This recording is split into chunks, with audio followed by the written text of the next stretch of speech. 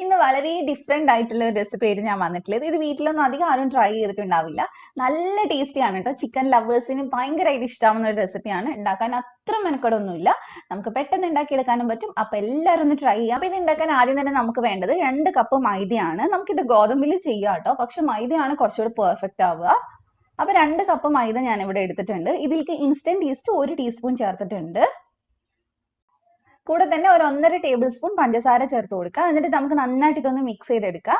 ഇത് നന്നായിട്ട് മിക്സ് ചെയ്തെടുത്തതിന് ശേഷം നമ്മൾ ഇതിലേക്ക് ആവശ്യത്തിനുള്ള ഉപ്പ് ചേർത്ത് കൊടുക്കുക.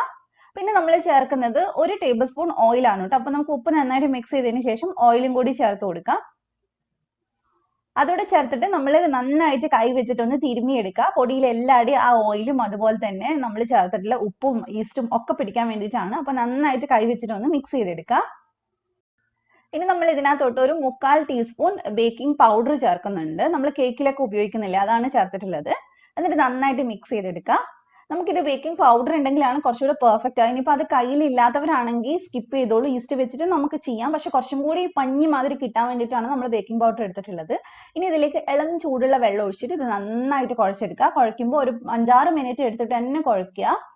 ഇളം ചൂടുള്ള വെള്ളം തന്നെ എടുക്കണം കേട്ടോ. കൈ പൊള്ളാൻ പാടില്ല, ആ ചൂടേ പാടുള്ളൂ. അപ്പൊ നന്നായിട്ട് നമുക്ക് ഇതൊന്ന് കുഴച്ചെടുക്കാം. നമ്മൾ പൊറോട്ടൊക്കെ കുഴക്കില്ല, അതേപോലെ നന്നായിട്ട് പ്രസ് ചെയ്ത് കുഴച്ചെടുത്താൽ മതി. അപ്പൊ ഇത്തിരി ആയിട്ട് വെള്ളം ഒഴിച്ചിട്ട് നമുക്ക് കുഴയ്ക്കാം. ഇത് നമുക്ക് നോമ്പൊക്കെ ആകുമ്പോൾ ചെയ്യുകയാണെങ്കിൽ, ഉച്ചക്കൊക്കെ കുഴച്ച് വെക്കുകയാണെങ്കിൽ നമുക്ക് പെട്ടെന്ന് തന്നെ വൈകുന്നേരം സ്നാക്ക് ഉണ്ടാക്കാൻ പറ്റും. ഇഫ്താർ പാർട്ടിയൊക്കെ ഉണ്ടാക്കുമ്പോൾ സെർവ് ചെയ്യാൻ പറ്റുന്ന ഒരു അടിപൊളി ഐറ്റമാണിത്. കാരണം കാണാനും അതുപോലെ തന്നെ കഴിക്കാനും നല്ല ടേസ്റ്റ് ആണ്. അപ്പൊ നന്നായിട്ട് നമുക്ക് ഇതൊന്ന് കുഴച്ചെടുക്കാം. അപ്പൊ ഞാനിത് നല്ല സോഫ്റ്റ് ആയിട്ട് കുഴച്ചെടുത്തിട്ടുണ്ട്. ഇനി ഇതിന്റെ മുകളിലായിട്ട് നമുക്ക് കുറച്ച് ഓയിൽ ഒന്ന് സ്പ്രെഡ് ചെയ്ത് കൊടുക്കുക. നന്നായിട്ട് ഇതുപോലെ ഒന്ന് ചെയ്തെടുക്കുക. സൈഡിലേക്കൊക്കെ ഒന്ന് ആക്കിയെടുക്കുക. ഇനി നമ്മൾ ഇതൊന്ന് അടച്ചു വെക്കുന്നുണ്ട്. ഒരു 2 മണിക്കൂർ നമ്മൾ ഇതൊന്ന് പൊങ്ങാൻ വെക്കുന്നുണ്ട്. അതിനുശേഷം നമുക്ക് ബാക്കിയുള്ള കാര്യങ്ങളൊക്കെ ചെയ്യാം. അപ്പൊ നമുക്ക് ഇത് അടച്ചു വെച്ചിട്ട് ചിക്കന്റെ പണി തുടങ്ങാം. അപ്പൊ ചിക്കൻ ഞാനിവിടെ ഏകദേശം ഒരു കപ്പ് ചിക്കൻ എടുത്തിട്ടുണ്ട് കേട്ടോ. ബോൺലെസ് ചിക്കൻ ആണ്. അപ്പൊ അത് നീളത്തിൽ ഇതുപോലെ ഒന്ന് കട്ട് ചെയ്തെടുക്കുക. ഇനി നമ്മൾ ഇതിലേക്ക് ഒരു 5-6 വെളുത്തുള്ളിയും ചെറുതായിട്ട് ക്രഷ് ചെയ്തത് ചേർത്ത് കൊടുക്കുന്നുണ്ട്. ചെറുതായിട്ട് ഒന്ന് കട്ട് ചെയ്ത് ചേർത്താൽ മതി. പിന്നെ നമുക്ക് വേണ്ടത് സോയ സോസ് ആണ്. അത് ഞാൻ 1 ടേബിൾ സ്പൂണോളം എടുത്തിട്ടുണ്ട്. പിന്നെ നമുക്ക് ഇതിനകത്തോട്ട് വേണ്ടത് കുറച്ച് മുളക് പൊടിയാണ്. അത് ഞാൻ 1 ടേബിൾ സ്പൂൺ എടുത്തിട്ടുണ്ട്. എരിവുള്ള മുളക് പൊടി അല്ല കേട്ടോ, കാശ്മീരിയാണ്. അതിൻ്റെ കൂടെ 1/2 ടീസ്പൂൺ കുരുമുളക് പൊടിയും കുറച്ച് മഞ്ഞൾപ്പൊടിയും ചേർത്തിട്ടുണ്ട്. പിന്നെ ആവശ്യത്തിന് ഉപ്പ് ചേർക്കുക. ഉപ്പ് ചേർക്കുമ്പോൾ ശ്രദ്ധിക്കുക, സോയ സോസിൽ അത്യാവശ്യം നല്ല ഉപ്പുണ്ടാവും. അപ്പോൾ അത് നോക്കിയിട്ടേ ചേർക്കാവുള്ളൂ. അപ്പൊ ഇനി നന്നായിട്ട് നമുക്ക് ഇതൊന്ന് മിക്സ് ചെയ്തെടുക്കാം. മിക്സ് ചെയ്തിട്ട് നമ്മൾ ഇത് കുറച്ച് നേരം ഒന്ന് മാരിനേറ്റ് ആവാൻ വെക്കുന്നുണ്ട്. ഒരു അരമണിക്കൂറെങ്കിലും ഒന്ന് പറ്റുമെങ്കിൽ വെക്കുക, അല്ലെങ്കിൽ ഒരു 10 മിനിറ്റ് ഫ്രിഡ്ജിൽ വെച്ചാലും മതി. അതിനുശേഷം നമ്മളിത് ഒരു 1/4 കപ്പ് മൈദയിൽ ഇത് നന്നായിട്ടൊന്ന് കോട്ട് ചെയ്തെടുക്കുന്നുണ്ട്. ഓരോ പീസ് ചിക്കനും നന്നായിട്ടൊന്ന് ഇതുപോലെ കോട്ട് ചെയ്തെടുക്കുക. മൈദ നന്നായിട്ട് ചിക്കനിൽ പിടിക്കണം. അതിനുശേഷം നമ്മൾ ഒരു മുട്ടയൊന്ന് അടിച്ചെടുത്ത് വെച്ചിട്ടുണ്ട്. അതിലേക്ക് നമുക്കൊന്ന് ഇട്ട് കൊടുക്കുക. എന്നിട്ട് പെട്ടെന്ന് തന്നെ അതിനെ എടുക്കുക. എന്നിട്ട് എക്സ്ട്രാ ഉള്ള മുട്ട ഒന്ന് കളയണം. അതിനുശേഷം കോൺഫ്ലേക്സ് ഞാനൊന്ന് കൈ വെച്ചൊന്ന് പൊടിച്ചയിലാണ് ഇട്ട് കൊടുത്തിട്ടുള്ളത്. അഥവാ നിങ്ങളുടെ കയ്യിൽ കോൺഫ്ലേക്സ് ഇല്ലെങ്കിൽ കുഴപ്പമില്ല, മൈദയിൽ തന്നെ ഒന്ന് ഇട്ടാൽ മതി. നമ്മൾ ആദ്യം മൈദയിൽ മുക്കിയില്ല, അതേപോലെ മുട്ടയിൽ നിന്ന് എടുത്തിട്ട് വീണ്ടും മൈദയിൽ ഇട്ടിട്ട് നന്നായിട്ട് മൈദ ഇതുപോലെ പ്രസ് ചെയ്ത് ഇതിലേക്ക് ഒന്ന് പിടിപ്പിച്ചാൽ മതി. അപ്പൊ അതേ കോൺഫ്ലേക്സ് ആകുമ്പോൾ എന്താ ഗുണം എന്ന് വെച്ചാൽ നല്ല ക്രിസ്പി ആയിട്ട് ഉണ്ടാവുക. കാരണം പുറം ഭാഗത്ത് ആ കോൺഫ്ലേക്സ് ഉള്ളത് കൊണ്ട് തന്നെ നല്ല ക്രഞ്ചി ആയിട്ട് ഇരിക്കും കഴിക്കുമ്പോൾ. അപ്പൊ അതില്ലെങ്കിൽ മാത്രം മുട്ടയിൽ നിന്ന് എടുത്തിട്ട് മൈദയിൽ തന്നെ ഇട്ടാൽ മതി. അപ്പൊ നമുക്ക് കോൺഫ്ലേക്സ് നന്നായിട്ടൊന്ന് ഇതിൽ പൊതിഞ്ഞു കൊടുക്കാം. ഇനി നമ്മൾ ഇതെല്ലാം ഒരു 10 മിനിറ്റ് ഒന്ന് ഫ്രിഡ്ജിൽ മാറ്റി വെക്കുന്നുണ്ട് കേട്ടോ. ആ സമയം കൊണ്ട് നമുക്ക് മാവ് റെഡി ആയിട്ടുണ്ട്. അതൊന്ന് നന്നായിട്ട് മിക്സ് ചെയ്തെടുക്കാം. ഇത് ഏകദേശം ഒരു 2 മണിക്കൂർ ആയപ്പോഴേക്കും നന്നായിട്ട് പൊങ്ങി വന്നിട്ടുണ്ട്. ചിലപ്പോൾ നിങ്ങൾക്ക് 1 മണിക്കൂർ എടുക്കുള്ളൂ, അത് ഓരോ സ്ഥലത്തിനനുസരിച്ച് വ്യത്യാസം വരാം. അപ്പൊ നമുക്ക് ഇനി ഇതിന് 1-2 ബോൾ ആക്കി എടുക്കണം. എന്നിട്ട് നമ്മൾ പരത്തിയെടുക്കാൻ കേട്ടോ ചെയ്യുന്നത്. അപ്പൊ ഞാനിവിടെ 2 ബോൾ ആക്കിയിട്ടാണ് എടുക്കുന്നത്. അപ്പൊ അത് നന്നായിട്ട് നമുക്കൊന്ന് റോൾ ചെയ്തെടുക്കാം. ഇത് നമ്മൾ റോൾ ചെയ്യുന്നതിന് മുമ്പായിട്ട് കുറച്ച് ഓയിൽ ഒന്ന് ഒഴിച്ചു കൊടുക്കുക. അധികം പൊടി എടുക്കണ്ട, നമ്മൾ ഓയിലിൽ തന്നെ പരത്തിയെടുക്കാണ് നല്ലത്. അപ്പൊ നമുക്ക് വേഗം ഇതൊന്ന് പരത്തിയെടുക്കാം. അപ്പൊ നമുക്ക് ഇതൊന്ന് നന്നായിട്ടൊന്ന് പരത്തി കൊടുക്കാം. ഒരുപാട് തിന്നാക്കി പരത്തണ്ട, കാരണം ചെറുതായിട്ടൊരു കട്ടി വേണം, എന്നാൽ ഒരുപാട് കട്ടിയല്ല.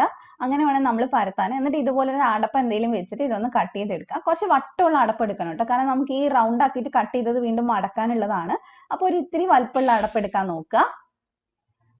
അപ്പൊ നമുക്ക് ഇതെല്ലാം നമുക്ക് എത്ര കിട്ടുമെന്ന് അറിയില്ല, നമ്മൾ നോക്കിയിട്ട് അതിനനുസരിച്ച് ഒന്ന് കട്ട് ചെയ്തെടുക്കാം.